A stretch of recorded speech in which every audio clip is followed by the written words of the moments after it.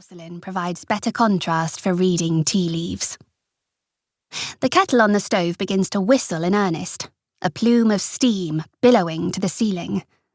Nan briefly holds each cup over the steam to cleanse them of any deceit, then lifts the kettle and splashes boiling water into the teapot.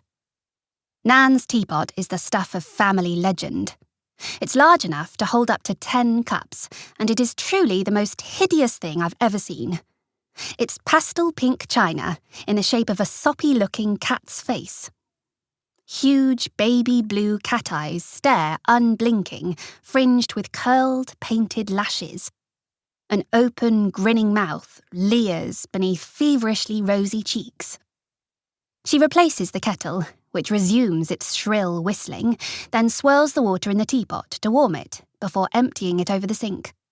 After that, she takes her tarnished silver caddy spoon, its handle engraved with entwined pennywort and milk thistle, and measures out 4 spoons of tea leaves. 1 for her, 1 for me, 1 for Halmony, and 1 for Luck. She fills the pot halfway with boiling water. It's too big to fill all the way, unless we have company. Then she pops on the lid and leaves it to steep.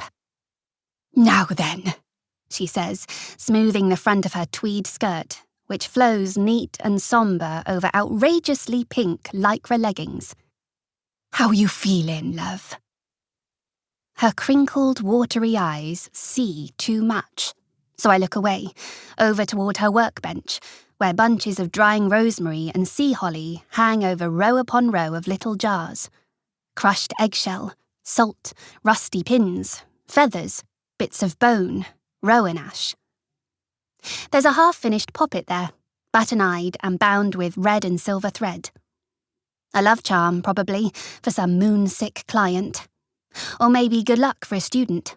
Exams are coming up soon. Nan's still watching me. "Fine," I tell her.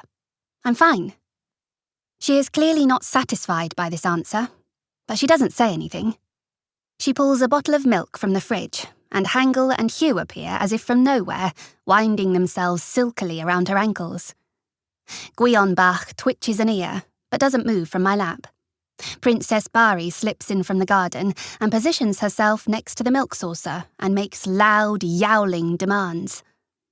Nan bends creakily and splashes milk into the saucer, and Guionbach leaps heavily to the floor and pads over to join his siblings, his fat belly swaying below him like a furry pendulum.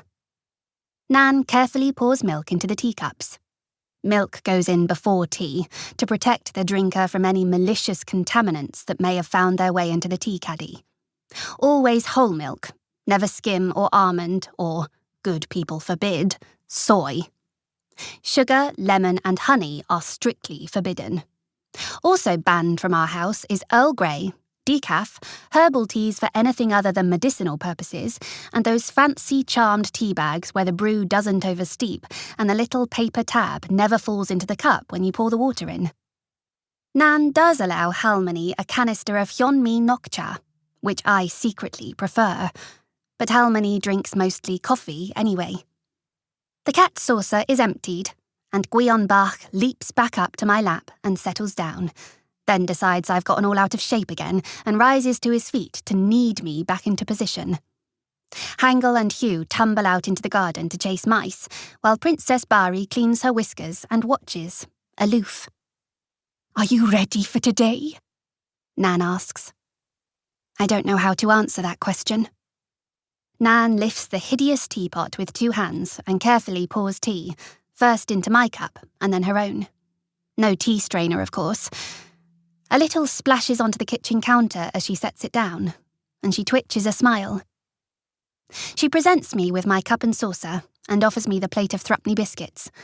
I take one and dunk it into the tea, pausing to inhale fragrant steam.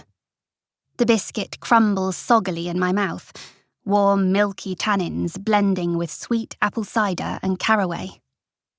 "What even is a vigil, anyway?" Nan says conversationally. "Is it like divination? Are they expecting someone to have a vision of her?" "Dr. Slater is going to lead us in contemplation," I tell her. Nan makes a face. She's not a fan of Dr. Slater and his